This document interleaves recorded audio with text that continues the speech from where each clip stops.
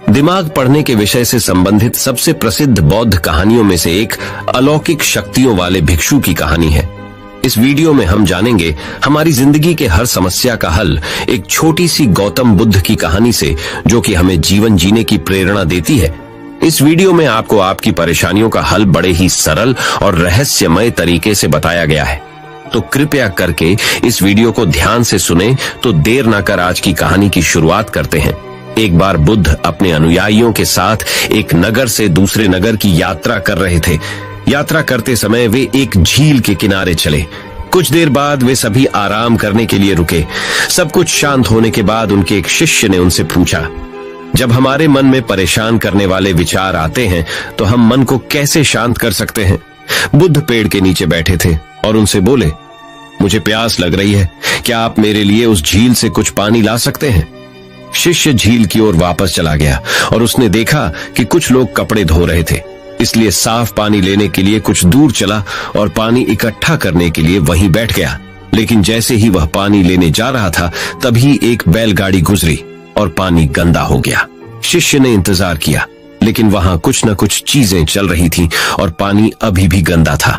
इसलिए उसने मन ही मन सोचा कि वह इतना गंदा पानी तो उन्हें नहीं दे सकता, क्योंकि यह पीने लायक नहीं है। इसलिए उसने बिना पानी के वापस जाने का फैसला किया। शिष्य खाली हाथ वापस आया और बुद्ध को इसके बारे में बताया। 1 घंटे के बाद बुद्ध ने उसे झील पर वापस जाने और थोड़ा पानी लाने के लिए कहा। शिष्य झील पर वापस गया और इस बार वह साफ पानी ढूंढने में सफल रहा। उसने बर्तन में पानी भरा और वापस बुद्ध के पास लाया। शिष्य ने गौतम बुद्ध को पानी दिया और कहा, पिछली बार जब मैं गया था तो पानी में बहुत कीचड़ था, लेकिन अब झील की सतह पर पानी साफ है। ये कैसे? गौतम बुद्ध ने उत्तर दिया, जब तुम पिछली बार गए थे तो कीचड़ अस्त व्यस्त था और वह सतह पर पानी के साथ मिल गया था और पानी पीने के लिए अयोग्य हो गया था। लेकिन जब आप 1 घंटे के बाद गए तो कीचड़ अपने आप बैठ गया और आपको साफ पानी मिला जो पीने के लिए उपयुक्त था। आपका मन भी ऐसा ही है, जब वह अशांत हो तो उसे कुछ समय दें और वह अपने आप ठीक हो जाएगा। आपको इसे शांत करने के लिए प्रयास तो करना पड़ेगा और फिर समय के साथ आपका मन सहजता से शांत हो जाएगा। इस कहानी को अक्सर बुद्ध के जीवन से जोड़ा जाता है और यह दूसरों के विचारों और इरादों को समझने की उनकी क्षमता को दर्शाती है। एक बार उस समय जब बुद्ध जेतवन मठ में रह रहे थे, वहां एक भिक्षु था जिसके पास कुछ अलौकिक शक्तियां थीं।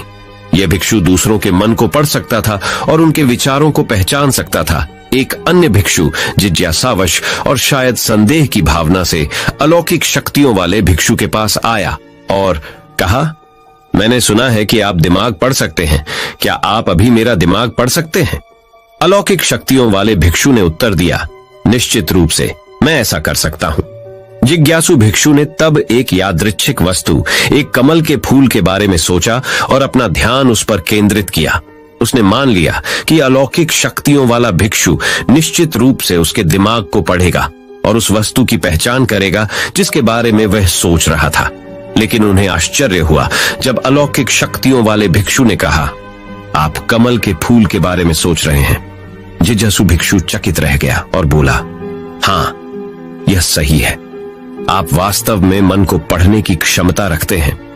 अलौकिक शक्तियों वाले भिक्षु ने मुस्कुराते हुए समझाया, ऐसा नहीं है कि मेरे पास सभी दिमागों को अंधाधुंध पढ़ने की शक्ति है, बल्कि मैंने दूसरों के इरादों और विचारों को तब समझने की क्षमता विकसित की है जब वे शुद्ध और केंद्रित होते हैं। जब आपका दिमाग पूरी तरह से होता है, कमल के फूल के विचार में डूबा हुआ, मैं इसे स्पष्ट रूप से देख सकता था। बौद्ध परंपरा की यह कहानी मानसिक शुद्धता और ध्यान के महत्व को रेखांकित करती है। इससे पता चलता है कि स्पष्ट और केंद्रित विचारों को उन्नत आध्यात्मिक क्षमताओं वाले लोग ही समझ सकते हैं। हालांकि इस कहानी को रूपक माना जा सकता है। ये बौद्ध धर्म के अभ्यास में सचेतनता, एकाग्रता और आंतरिक गुणों के विकास के मूल्य को बताती है। चंचल मन को शांत करना बहुत जरूरी होता है, क्योंकि अशांत मन में कई सवाल होते हैं और ये इधर उधर भटक सकता है। गौतम बुद्ध मन को शांत करने के आयामों के बारे में बताते हैं। हम सभी जानते हैं कि व्यक्ति का मन बहुत चंचल होता है। यही कारण है कि मन अशांत रहता है और कई तरह के सवालों का जन्म भी अशांत मन के कारण ही होता है। यदि आप जीवन में शांति चाहते हैं तो इसके लिए जरूरी है मन को शांत करना। लेकिन मन को शांत कैसे किया जाए? गौतम बुद्ध से जुड़ी इस कहानी के माध्यम से आप जान सकते हैं कि मन को शांत करने का क्या तरीका है। इसमें भगवान गौतम बुद्ध द्वारा मन को शांत करने के आयामों के बारे में बताया गया है। जानते हैं इस कहानी के बारे में, जिससे आपका जीवन बदल जाएगा। मन को शांत करने की कहानी। एक बार एक लड़का गौतम बुद्ध के पास जाकर कहता है, मेरे जीवन में बहुत अशांति है, कृपा करके आप मेरा मार्गदर्शन कीजिए जिससे कि मैं इस अशांति से छुटकारा पा सकूं। गौतम बुद्ध लड़के से जीवन की अशांति का कारण पूछते हैं। लड़का उत्तर देता है, अत्यधिक विचारों के कारण मेरे भीतर बहुत सारे विचार आते हैं जिससे मेरा मन अशांत रहता है।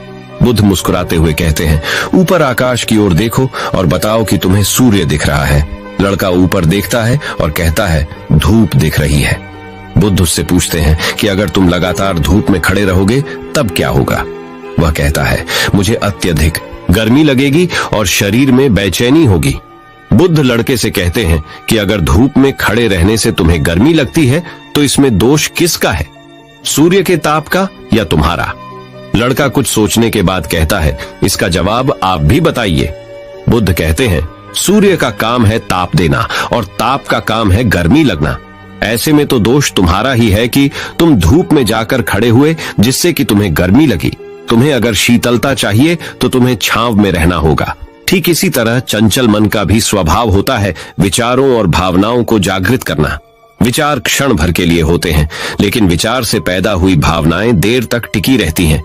लेकिन यह तुम्हें निर्णय लेना है कि तुम्हें विचार और भावनाओं के साथ चलना है या अलग दिशा बनानी है। कैसे करें मन को शांत? बुद्ध कहते हैं, मन को शांत करने के लिए तन के आयाम पर काम करना सबसे आसान तरीका है। शरीर के स्तर पर हमारी कर्मेंद्रियां और ज्ञानेंद्रियां हैं। कर्मेंद्रियां कर्म और ज्ञानेंद्रियां ध्यान से जुड़ी होती है। इससे हम अपनी संवेदनशीलता को बढ़ा सकते हैं, यानी हम जो भी काम करें उसे आनंद के साथ करें। मन के आयाम से हटकर तन के आयाम पर जाने से ही तुम्हारा चित्त शांत होगा। ऐसा करने से तुम मन के आयाम से हटकर शरीर के आयाम पर आ जाओगे, ठीक उसी तरह जैसे तुम धूप से हटकर छांव में आ सकते थे। मन के आयाम से हटने पर तुम्हारी जागरूकता तन पर आ जाएगी। जब तुम तन के आयाम पर काम करोगे तब तुम्हारा चित्त शांत होगा। इसलिए हर काम को तन के आयाम पर करने से मन स्वतः शांत हो जाता है। अपने मन के विचार और भावना को नहीं बल्कि सुर को सुनो। लड़का बुद्ध से कहता है, अपने भीतर के सुर को कैसे सुने?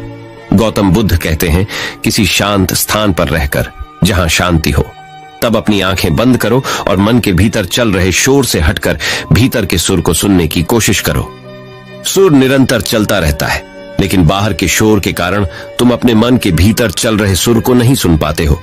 जब तुम अपने दोनों कानों को अपने हाथों से बंद कर दोगे तभी मन के सुर को सुन पाओगे।